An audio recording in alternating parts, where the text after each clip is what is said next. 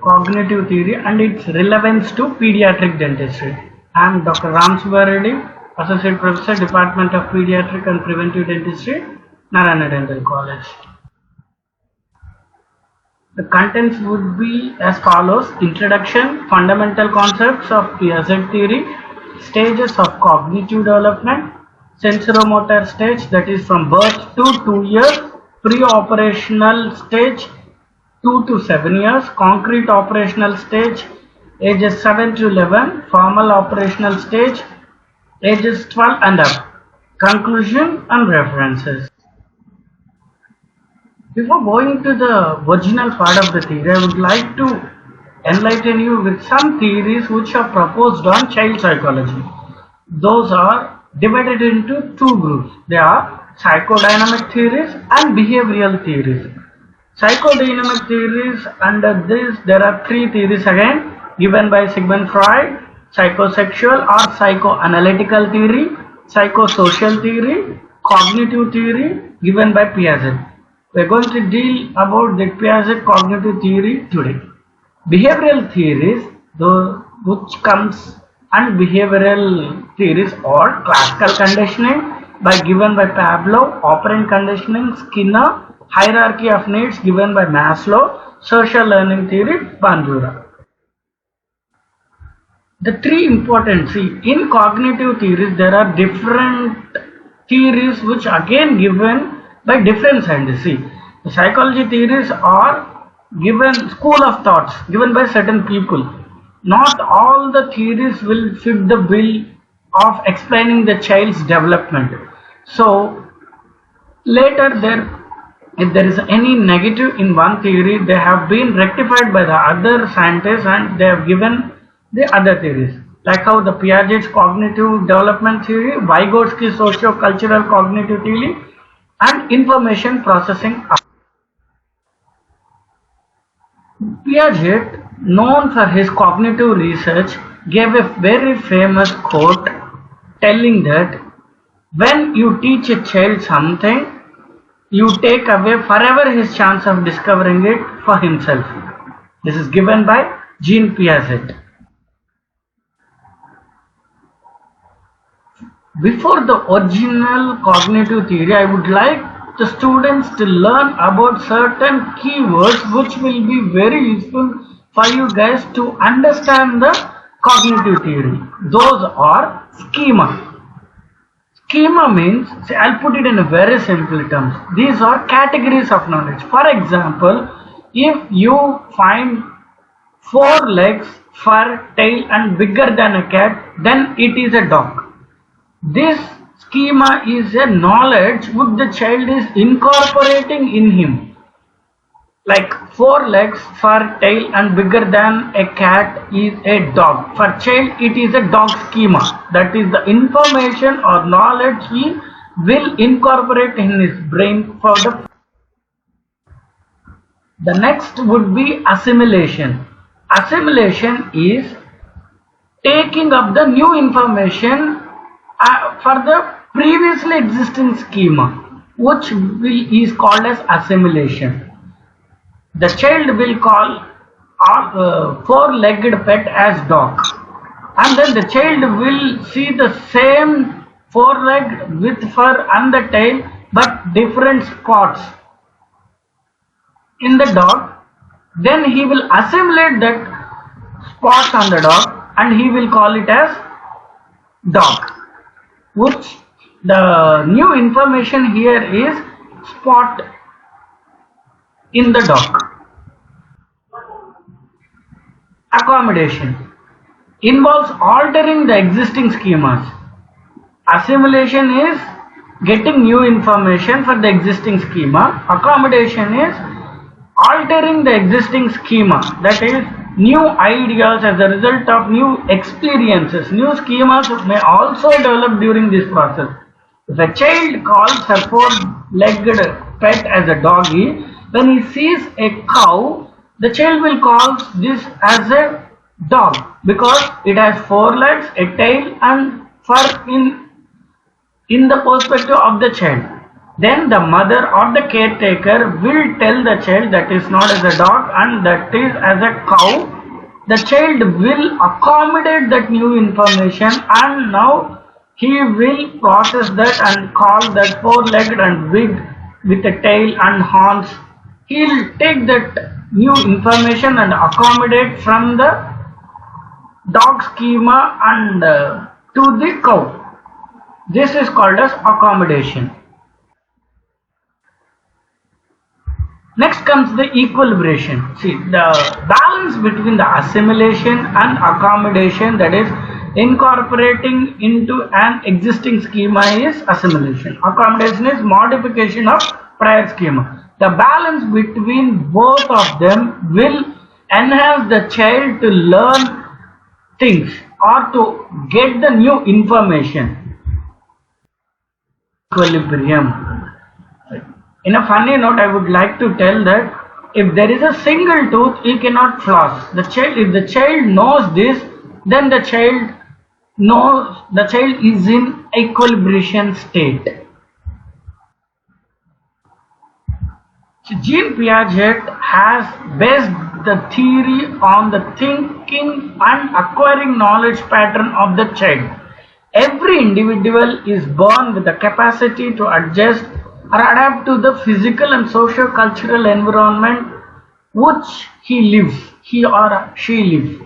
The environment here you have to understand one main thing, that is, environment does not shape the child behavior. Rather, the child and adult actively seek to understand the environment. This misnomer has to be. Now the main stages of the cognitive theory will be sensoromotor stage, pre-operational stage, concrete operational stage and formal operational stage.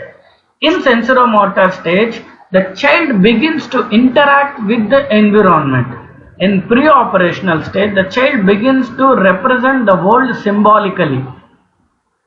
When it comes to the concrete operational stage, the child learns to rule such as conservation.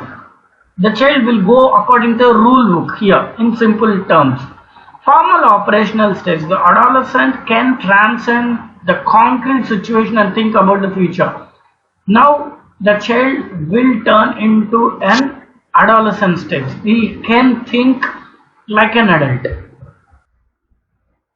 The first stage would be sensoromotor stage, that is 0 to 2 years. In this stage, the newborn will have a reflex activity and they are dependent on this activity. Foundation of language will be very simple and they are reflex coordinated. In this stage, you can see permanence, that is object permanence of object, which you can call it as. Communication between the child and adult will be extremely limited during this stage, since the child is only concentrated on reflex activity. Simple modes of thought, that is foundation of language development, will be seen in this age. Little ability to develop or to interpret the sense will be there in this stage. There will be 6 stages in sensoromotor period, that would be inborn motor and sensory reflex, which is from 0 to 1 month, primary circular reactions 1 to 4 months, secondary circular reactions 4 to 8 months, coordination of reactions 8 to 12 months, tertiary circular reactions 12 to 18 months, early representational thoughts 18 to 24 months. Reflexes, which I spoke earlier, will be from 0 to 1 month. During this stage, the child understands the environment purely through innate reflexes. Those are inborn reflexes such as sucking and looking or grasping. These are the reflexes which child will be born with. Primary circular reactions, the second substage, lasts from 1 to 4 months. This substage involves coordinating sensation. For example, the child may suck his or her thumb by accident, and then the child will later intentionally repeat this act because the child might have the perceive this as a pleasurable act. This is new schema for the child. Secondary circular reactions will last from 4 to 8 months. During this substage, the child intentionally repeat the actions which will trigger a response. For example, a child will purposefully pick a toy and put in his or her mouth. You all know that child will explore the world through the oral cavity, so the child will intend this in this substage. Next substage would be coordination of the reactions, that will be from 8 to 12 months. During this stage, the child starts show clear intention actions. The child may also combine all the schemas which he has acquired to achieve a desired effect. For example, the child begins exploring the environment around them and will observe the behavior of others. For example, a child might realize that rattle will make a sound when shaken. This is not possible in the previous stages, but in this stage the child will understand the object and then they will begin to relate it with specific behaviors and the qualities of that object. Tertiary circular reactions, which will last from 12 to 18 months. Children begin a period of trial and error experimentation. During this fifth substage, whenever a caretaker or mother is going here and there without giving attention to the child will throw some object which he has near to him to get the attention of the caregiver or mother. This is called as trial and error experiment in this substage. Early representational thought, that is 8 to 24 months.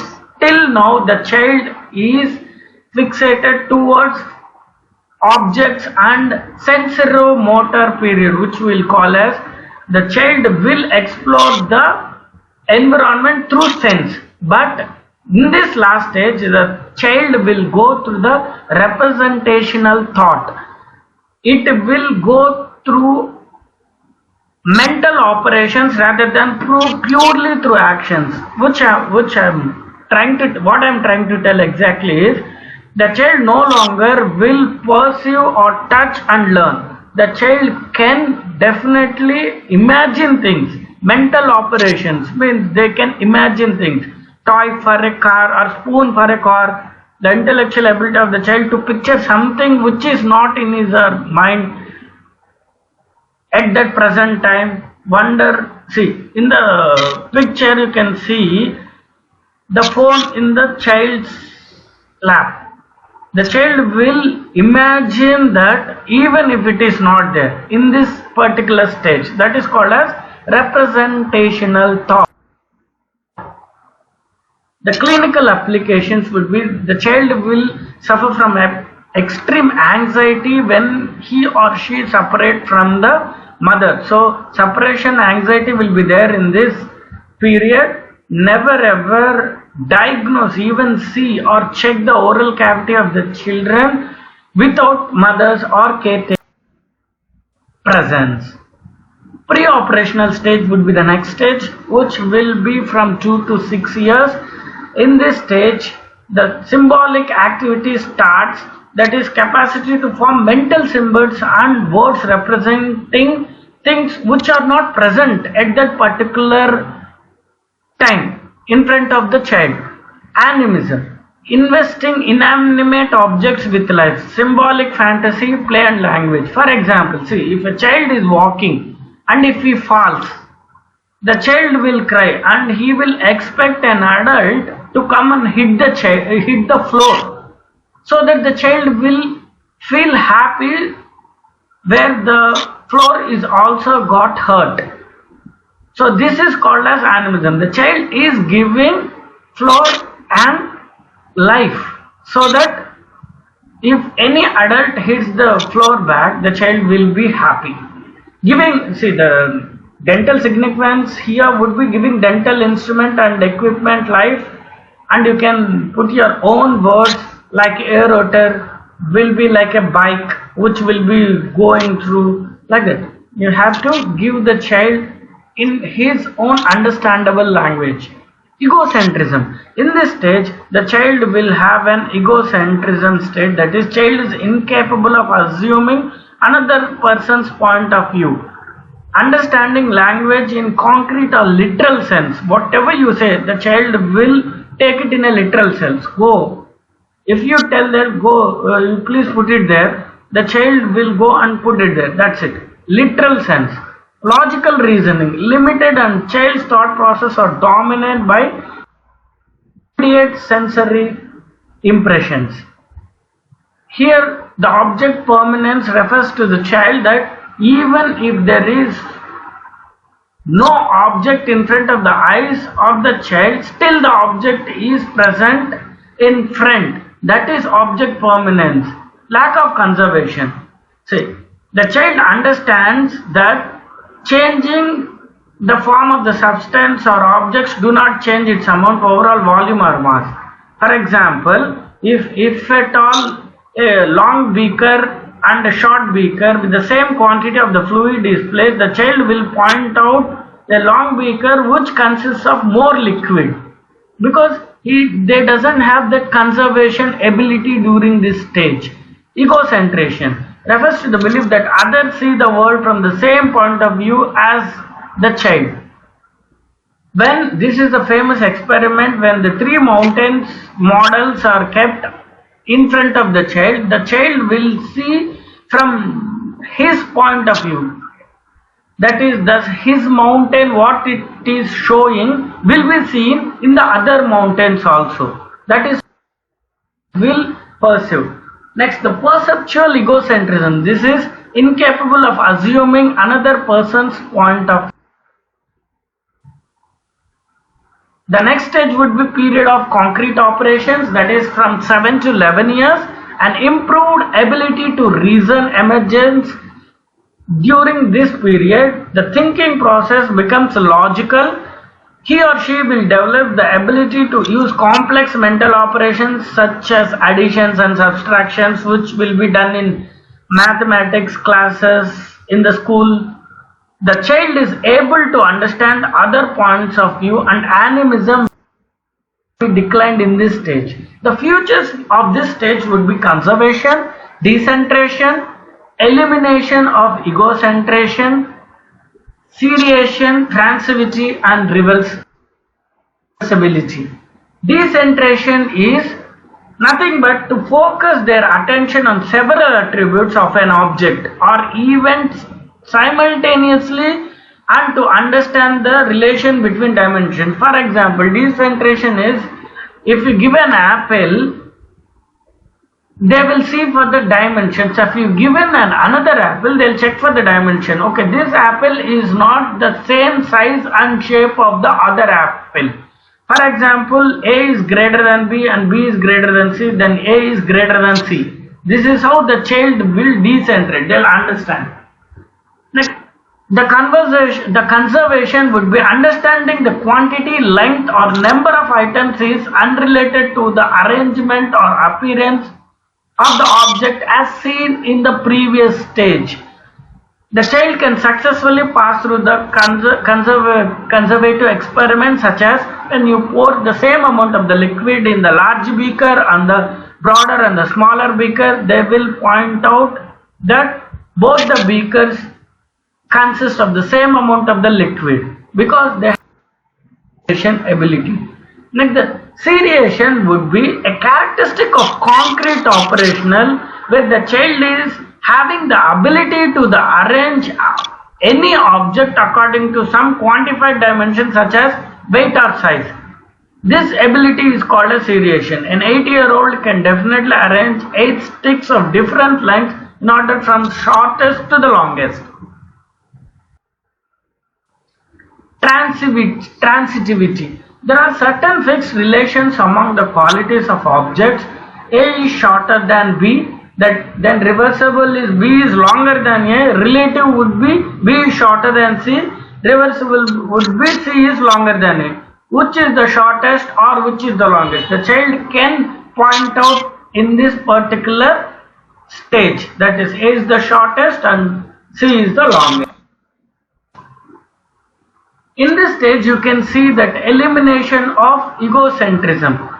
This develops the ability to see the things from another's perspective, and animism will be declined. See, in the previous stage, the child cannot have that another person's perspective, but in this stage, there will be ability to see things from the other person's perspective. That is what I am. Next, reversibility. The child understands that numbers or objects can be changed, then returned to their original state. For example, the child can know that in this state, the child will know that an ice in presence of heat will change into water, and the same can be also applied with the child. The water in presence of cold can be formed into ice. For this reason, the child will be able to rapidly determine that if 4 plus 4 equals to 8, 8 minus 4 will equal to 4, the original quantity which is 4. So this is called as reverse.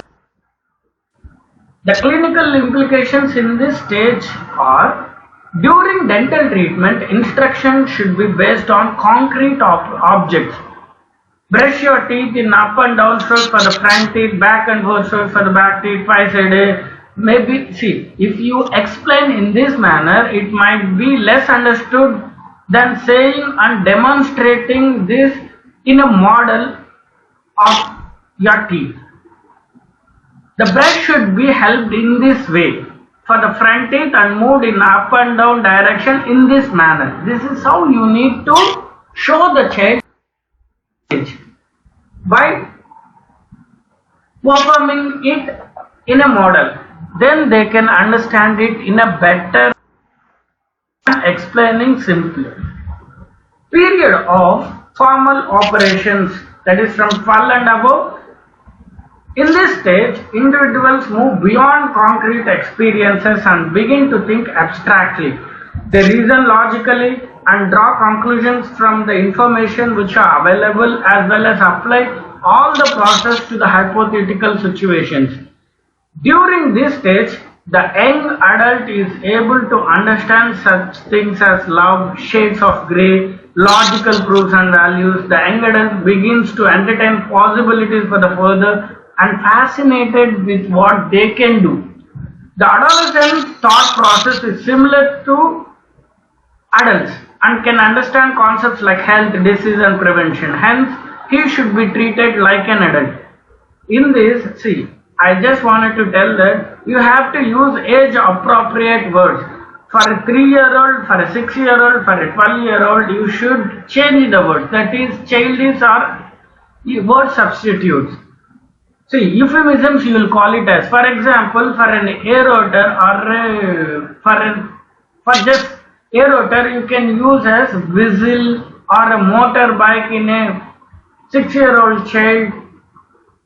For a 12-year-old, you cannot use the same word because a 12-year-old will have logical thinking and they can understand the adult's perspective. You cannot use the same words as you are using in that period.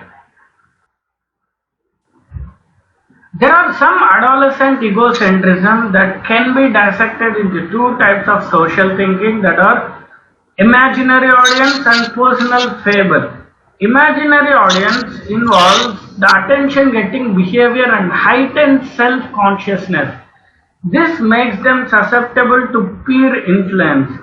And the personal fable would be adolescents' sense of personal uniqueness and invincibility, which makes them think, because I am unique, I am not subject to consequences other will experience. This is, see, in my experience, I will tell you that it is very hard to treat an adolescent patient rather than a pre-cooperational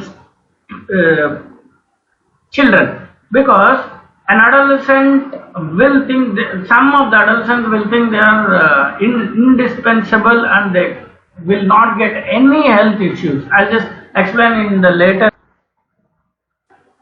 The imaginary audience refers to as an egocentrism, that state where an individual imagines and believes that multitudes of people are enthusiastically listening to him or her at all times.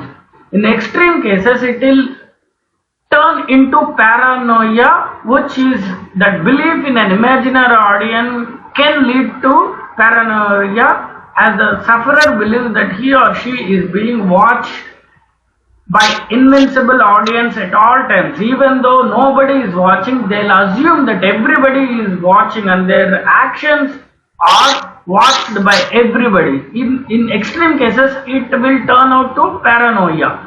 Fearing that he or she is being observed and evaluated, such an individual may develop a phobia of making. If the paranoia is not going, and it might turn into phobia. So it is our duty to elevate the fears of an adolescent whenever they come to a dental setting. Personal fable. In this stage, the adolescent will think that they are having invulnerable and indispensable powers, and they are having that special characters. In personal fable, they may make the patient ignore threats to health like decalcification of teeth from poor oral hygiene. They think others may have to worry about them, but they need not worry because they have special abilities and they do not take care of their oral hygiene. So that we have a responsibility to make them understand about their oral hygiene status, and we have to emphasize on oral hygiene instructions and how it is going to affect throughout their life, so that the patient or the adolescent will understand in this stage. Finally, I would like to conclude that cognitive theory is based on development of the process whereby a child's understanding of the world changes as a function of the age and experience. Children will provide different explanations of reality at different stages of cognitive development. They should be provided materials such as to their age appropriate to their level of motor or mental operations, and we should avoid asking the children or the students to perform the task beyond their current cognitive capabilities. You have to choose the mental operation from child to child. See, in a pre-cooperational child, you should never expect the child to perform like a concrete operational. In a concrete operational stage, you cannot expect a child to have operations like formal operations, like lack of conservation and all. So, you have to apply this cognitive theory into your clinical practice. Day-to-day life, when you see a child, this cognitive theory should be applied to your clinical scenario, and the patient where you are seeing, you have to see according to ages rather than all children falls under same age group. No, their thinking process will be different. They cannot be categorized through the age group, but they will be having the different intellectual ability from growing stage to adolescent, from child to adolescent. That you have to keep it in mind. So all the stages are important, and there are some demerits and some positives in cognitive theory, but you have to acknowledge the positives from this theory and apply it into your clinical practice. And I would ask you to go through these references: Dentistry from Child and Adolescents, given by MacDonald Avery; Pediatric Dentistry, Infancy through Adolescence, textbook that is written by Pinkham.